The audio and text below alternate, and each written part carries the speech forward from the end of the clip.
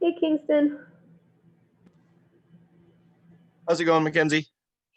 Good.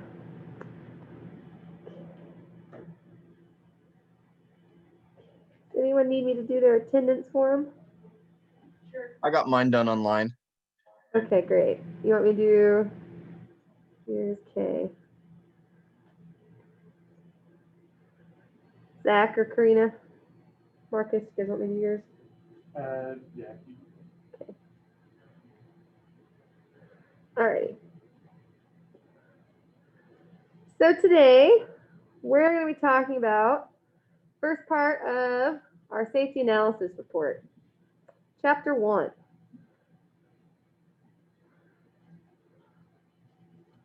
What did you guys think reading chapter 1?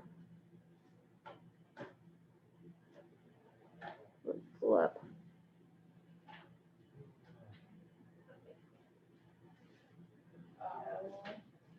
I guess it's 1 through 3, but what do you think of chapter 1?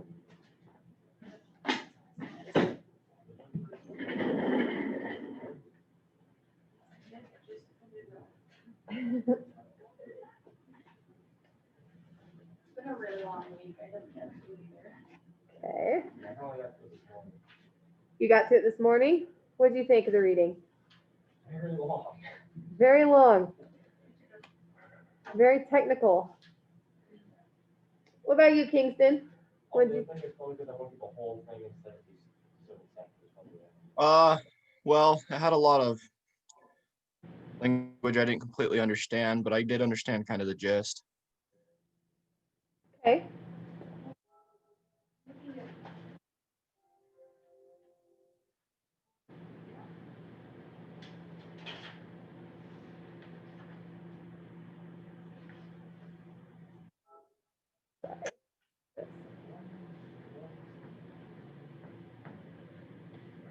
So, how many of you guys have ever read a reactor safety analysis report before? This one, right, Marcus? I looked at the table of contents and was like, wow, they must need to have all of this stuff for any type of reactor. Because it makes sense, but seismology and all that. Yeah. And how, I mean, I'm assuming we have to understand all of that. But at the same time, it's like. To a certain degree. Okay. So, yeah, Susan's point there is completely correct. A lot of what we see in this safety analysis report is exactly what you will see at any other reactor. This is one of the reasons that I think this class is so valuable for those of you who want to be control room operators, because even though we have a baby reactor, all the pieces and parts we're going to go through are exactly what you're going to need to go through to go work at a PWR or a commercial BWR. There'll be more to those reactors than the AGN, but it's going to go in the same order and be governed by the same rules. So in the introduction, right, that second paragraph, the report contains information on the Pocatello, Idaho location and site characteristics such as meteorology, geology, seismology, and durnography. It also includes a description of the facility where the reactor is housed and a general description of the reactor. So we start large. We start with our general site characteristics. There's a certain amount of distance around every reactor that you have to analyze, and you have to look at the natural hazards that are going to exist there. Earthquakes, tornadoes, blizzards, snow loading, high winds, flooding, tsunamis, whatever the dangers that your reactor could experience by virtue of being in a place, you have to analyze. Then it's also going to talk about the facility. At a commercial reactor power plant, your facility is going to be far more complex than a basement in a campus classroom building, right? Our facility is fairly simple, and our reactor is fairly simple, even though I'm sure there were a lot of things that you guys didn't quite understand about the reactor yet. When you read through chapter 2, and it talks about these location and site characteristics,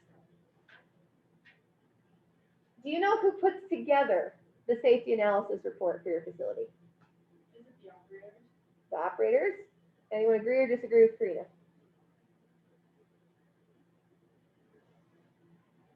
Anyone think yes, operators? Kingston, what do you think? Who puts together the SAR?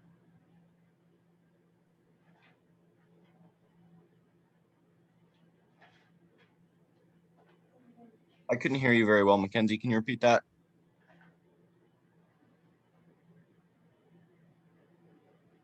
I think you're still on mute, Kingston. I couldn't hear you very well. Could you repeat that? What about you, Zach? What do you think? Who puts together a SAR?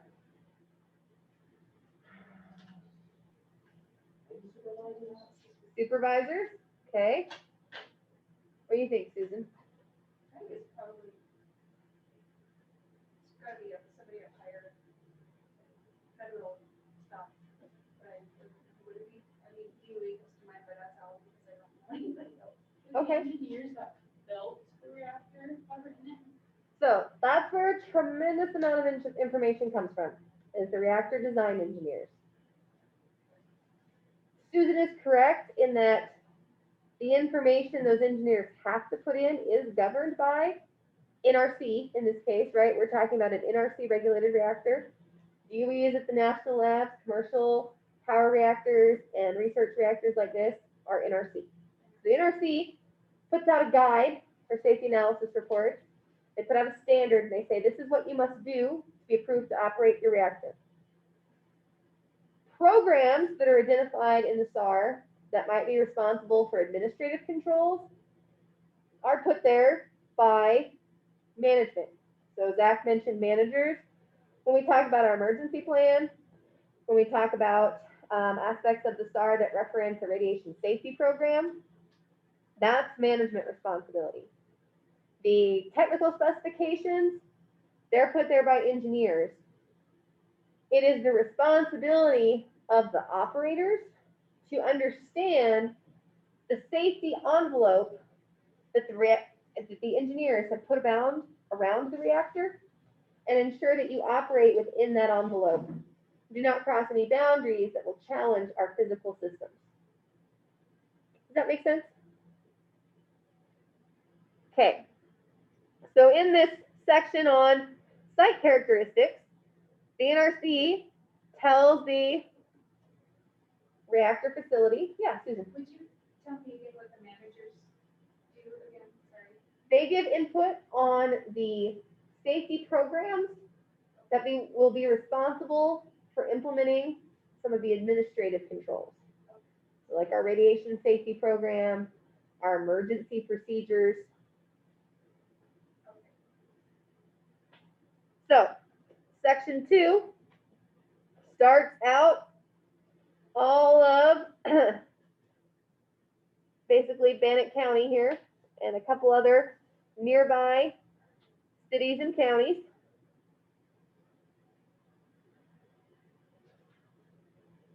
It talks about the population that we might affect, which becomes important for larger reactors because their emergency plan has to usually encompass an evacuation plan for anyone who lives close enough to the reactor to be affected by a radiological release.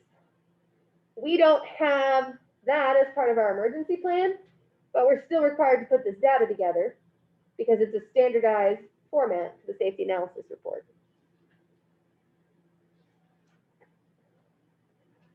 Information on the climate. Now we're narrowing down to campus, right? So the campus community is going to be the population most directly affected by an incident at the reactor. And so this is now mapping out where we might have to actually start evacuating people.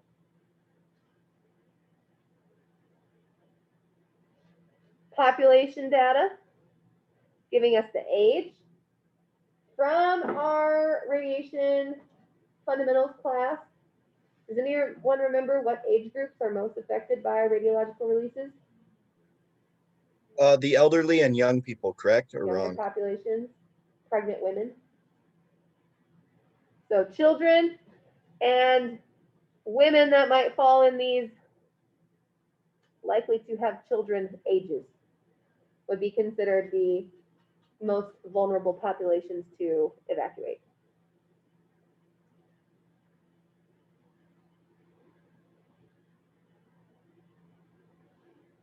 All right, due to the meteorology in this area, what do you think some of our most significant natural phenomenon hazards are in Pocatello?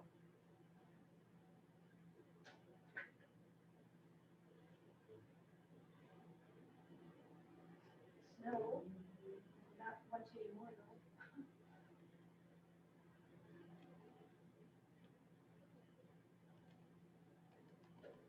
Maybe an earthquake.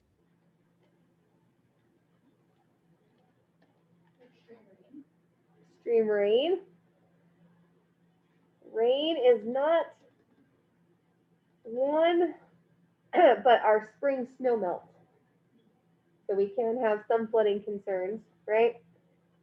Annual precipitation here, pretty low, but snow accumulation and the snow melt. Is there hardly any seismic? There's very little. There is enough. So there is enough seismic activity nearby that when they did this analysis, it was determined that the reactor did need a seismic SRAM.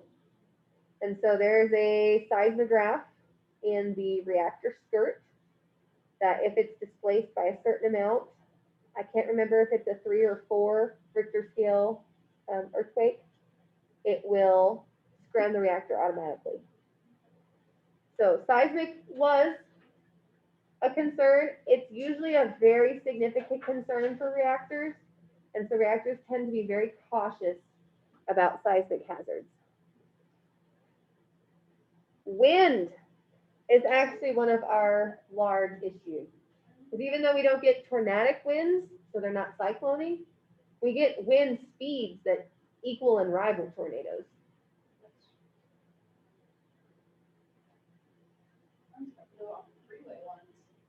Yeah. We get some intense wind here. Floods are considered unlikely.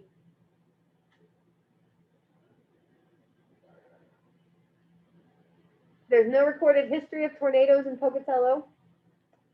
Tornado protection is actually a really big deal at most reactors. So I don't know how many of you guys were paying much attention when 9/11 happened. I don't know how many of you were watching much of the news in 2001, but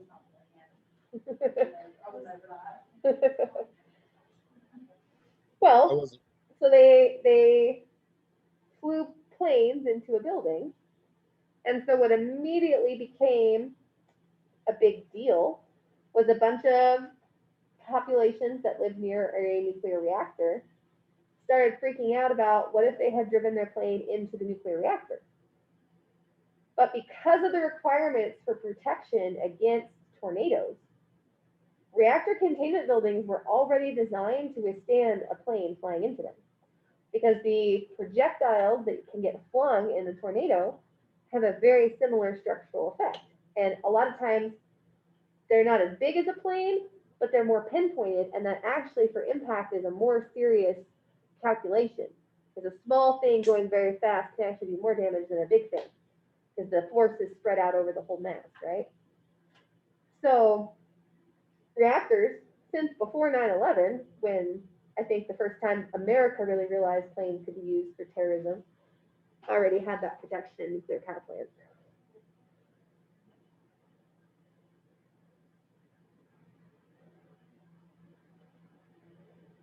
So, chapter 2 has a list of normal, mean, and extreme temperatures and other rainfall data. It's very interesting, little characterization of where we live. Local geography, subsurface water. This is an issue here because our water is in aquifers, which means anything you release into the ground can go into an aquifer. Makes some unique environmental considerations. This section on seismology talks about the earthquakes. It's 4 or greater. So 4 or greater is where we are concerned about our seismic strain. Here's a map of earthquakes that have occurred near Pocatello. Sort of strange that I don't know, a couple years ago, but Yes, they did. And here's a list from 1909 to 1994. So SAR is a little bit dated, but this earthquake section, if you notice at the top, it was prepared by a subcontractor who's an actual seismologist. And the College of Technology, the College of Engineering essentially paid to have that made for them. They didn't have the expertise in hand. Okay. Then in chapter 3, it starts talking about the Lilly Bridge engineering building and a general description of the reactor. I'm going to switch to this PowerPoint to do our AGN overview. Kingston asked what the INL considers a shutdown point of the Richter scale. And for INL, it depends on the reactor, Kingston. If you have a larger reactor and a larger amount of what we call material at risk, which is the material that should be protected that is capable of being released, you have more significant consequences if you have an offsite release. And so they will require shutdown under less challenging conditions than a smaller reactor that has less risk of release. I don't remember offhand what the set points were at ATR or NRAD or TREAT or ATRC. I don't remember what the set points were, but they were not all the same. I do remember that. I was going to ask. Does that answer your question? Yes, it does. Can you hear me? Again, I've been trying to get that to work.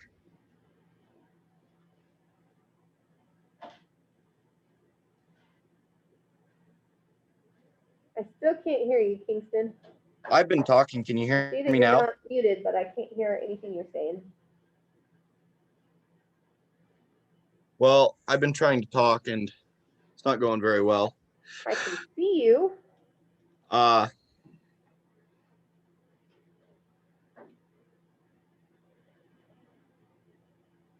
it was my speakers were muted. Try speaking again.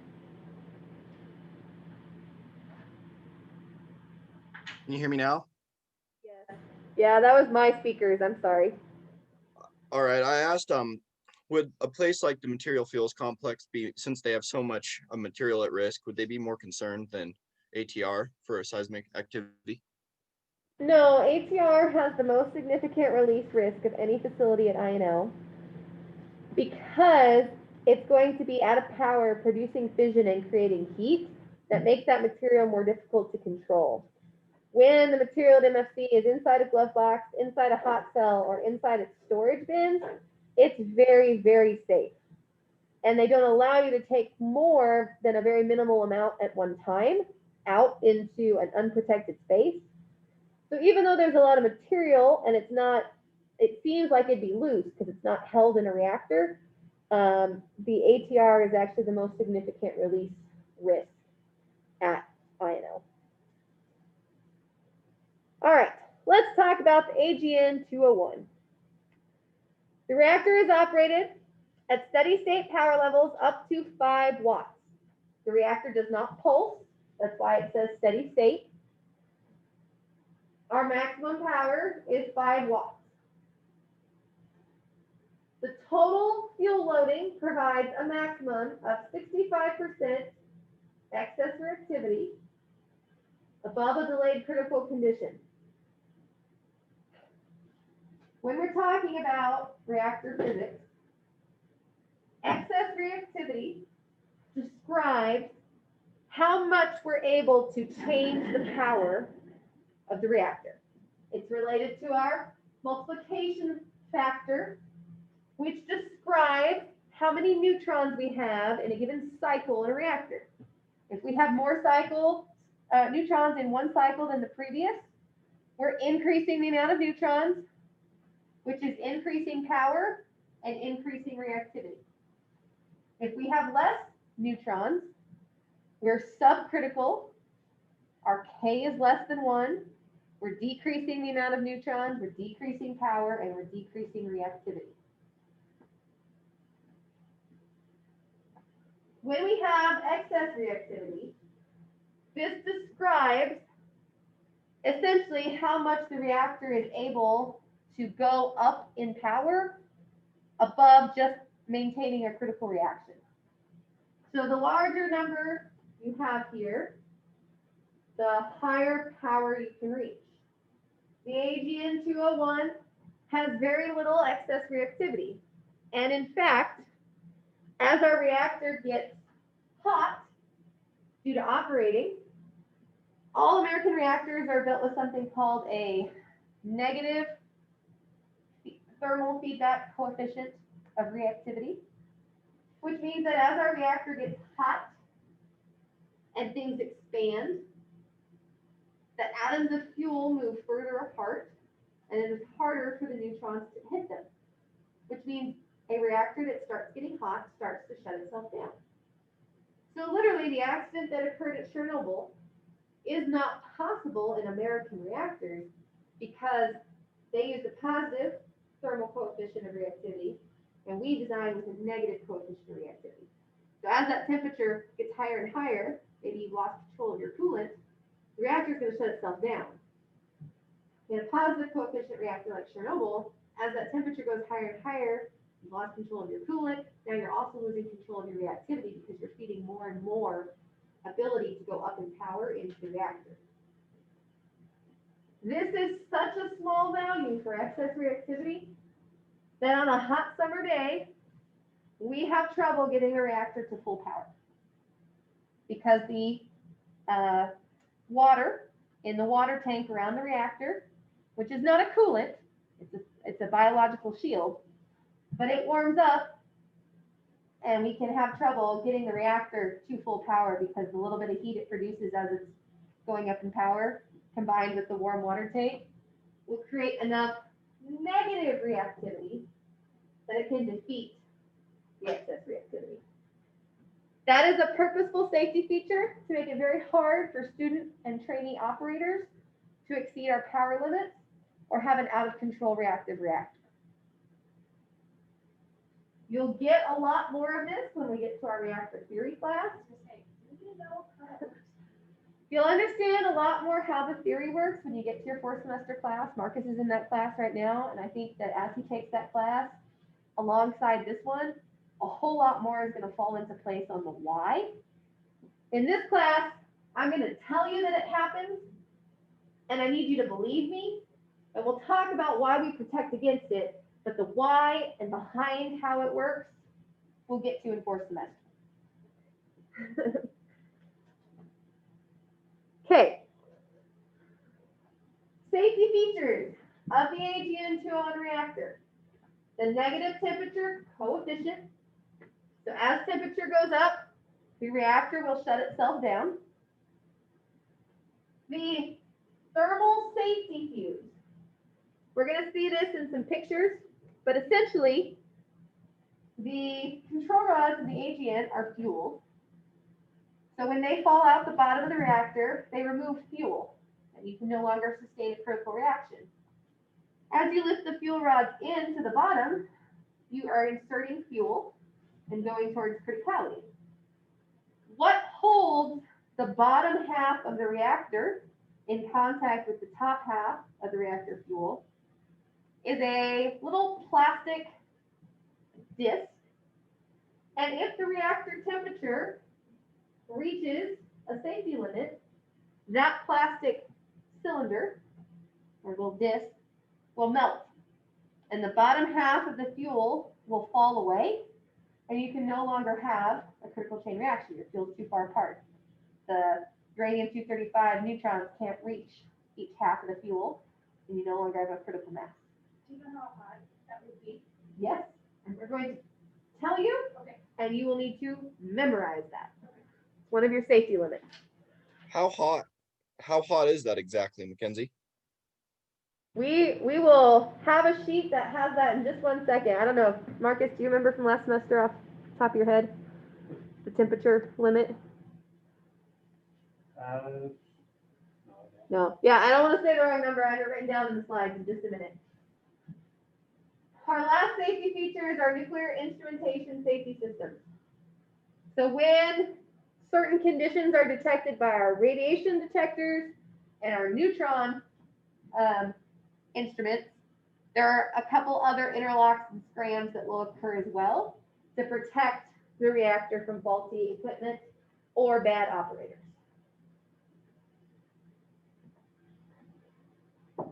If a sudden reactivity insertion were made, so you ignored all your procedures and you bypassed the instrumentation controls and you shoved all of the control rods in at one time, instantaneous, the reactor power rise would be attenuated by this negative temperature coefficient. So as power spikes and heat spikes, our Doppler broadly, that's what's called when that expansion prevents the neutrons from interacting with the fuel, would occur and it would force the reactor to shut down, or it would get hot enough that the safety fuse will melt and the reactor will shut itself down. So in either case, if you put in too much reactivity, you're going to create a runaway reactor. As that happens and it gets hot, negative reactivity coefficient will shut it down, or melting of the thermal fuse will shut it down. It's a very inherently safe reactor design. Do you understand how that works? Susan? Assume that hasn't happened. No, and if it did happen, we may never be able to operate the reactor again because nowhere exists right now that's making thermal fuses. So we want to protect our thermal fuse. Okay, so we talked about chapter 1. We're going to talk about the layout of the building just a little bit, okay? There is a mechanical shop in the building, and that's where one of our muster points for reactor emergencies is, so we'll point that out when we walk past it. The reactor lab is in the basement of the Lilly Bridge building. And the upper portion of the lab extends above into the first story. The building is supplied with 110, 240, and 480 AC power, and is heated with low pressure steam. There is a ventilation system in the building, and that cooling system, if there is an issue in the reactor, one of your primary actions in the emergency plan as an operator is to shut down this ventilation system. So no radiation is transported out of the reactor and into the rest of the building. Okay, reactor lab itself, 28 feet tall. There's an earth shield around the outside of the northwest and south walls, which provides 10 feet of shielding height around the outside of the building using just earthen berms. So just the soil against the buildings provides shielding. Our reactor tank is 6 feet tall. There's a set of stairs that allow you to access the top of the tank. An L-shaped graphite wall provides shielding to personnel within the lab. So unlike most reactors, you do not operate the AGN remotely. If the reactor is standing in the room right here where I am, operators can sit where Karina is, because there's a wall that comes out and turns this way that protects and shields Karina while she operates the reactor. We'll go in the main door, but there is a man door on the roof for emergency egress. And there's also an equipment hatch that was used to put the reactor in initially. There is a steel-lined 4.5-foot diameter pit that extends 60 feet below the reactor lab, and it holds and shields some test sources for the reactor lab staff.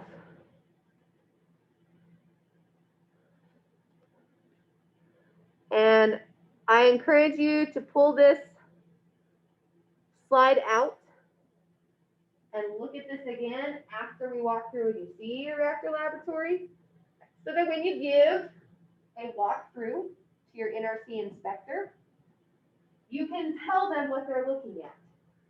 This is our 28-foot tall reactor laboratory building.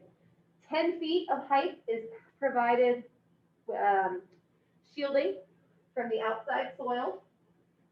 The egress doors are where we just came in, and the man door. This other door on the ceiling is the equipment hatch. Over here, this door in the floor is for our source pit. This L-shaped wall is what provides the shielding that allows us to put the operations console right inside the reactor lab.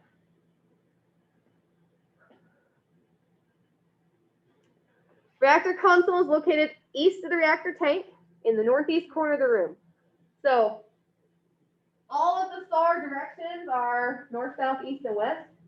So if you ever forget what direction you're looking, remember the console is in the northeast corner. Hey, Brooke. Reactor laboratory has 110 and 240 volt AC power. There's no plumbing. This is important because if there was water, you would then have to monitor for releases that the water could then wash out into the sewers, right? So we don't have any plumbing in the reactor lab on purpose. There's a telephone at the control console. That telephone is there because the emergency plan and emergency procedures. Fire extinguisher and fire alarm are on the east wall. So make sure we identify where those pieces of safety equipment are when we're on the tour. Earthquake detector is located in the support skirt, and various radiation monitoring devices are located within the lab. We'll point those out on our tour. I have a Here's a question. picture. Yeah, go ahead, Kingston. Remember from last semester, we learned that graphite could act as a moderator in a reactor. So how does that provide shielding with that L-shaped wall you said was built out of graphite? Graphite is also a thick material that is capable of preventing alpha and beta radiation from leaving the area immediately around the reactor. We actually shield our neutrons with the water in the water tank, so there will be some neutron shielding that occurs. Any material that moderates, what it does is it scatters neutrons. And so when those neutrons hit that solid wall of graphite, they're going to bounce back in. And as long as they're bouncing back in to the reactor and not traveling out to the operator, they're also going to provide shielding. So would this reactor not provide enough gamma radiation to essentially affect an operator?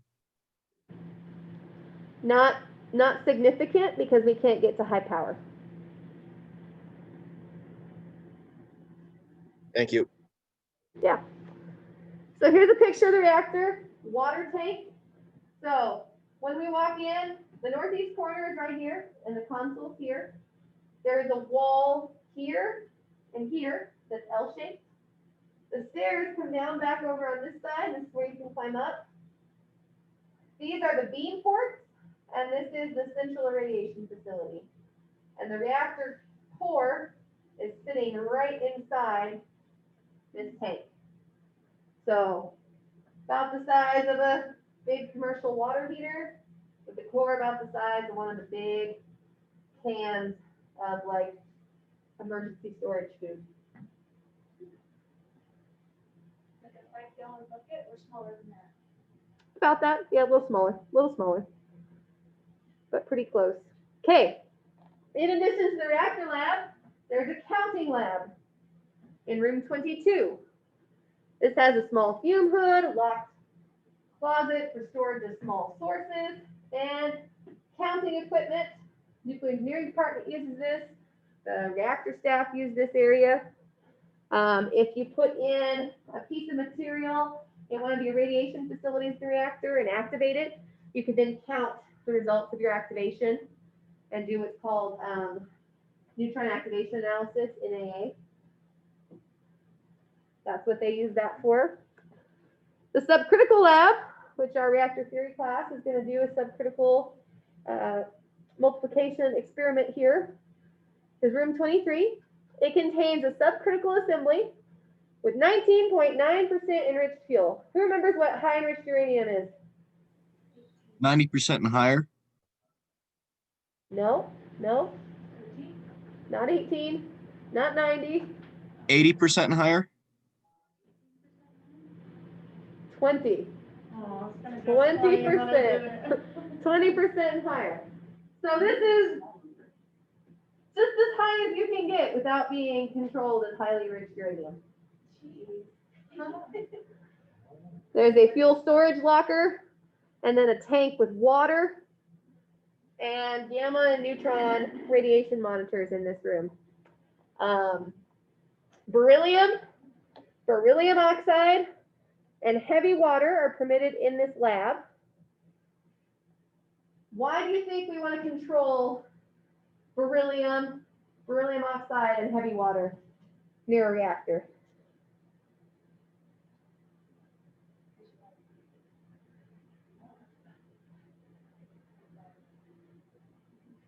Really? It's not a poison, is it? Not a poison. Mm-mm. Not enricher. I guess that's a good first question. What are these? Beryllium, heavy water, Are they moderators or neutron? moderators. Yeah.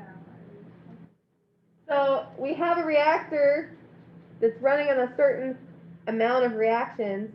We dump a whole bunch more moderator into the reactor. What's going to happen? It's We're going to going go to increase our subcritical. It's going to go supercritical. We're going to increase our reactivity. Power is going to go up. So even though we have graphite, it's in a fixed configuration. It's part of the reactor design.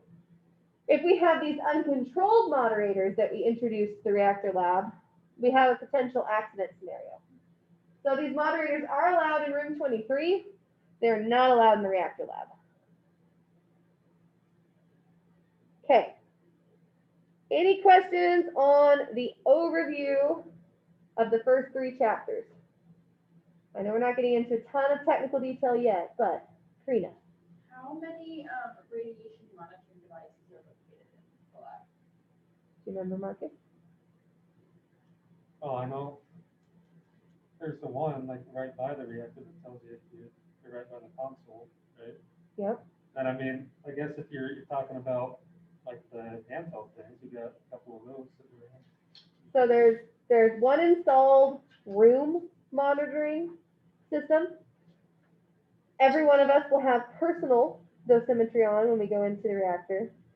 And then you'll notice taped to the wall some little dosimeters that just provide background information on the building, not personal dose.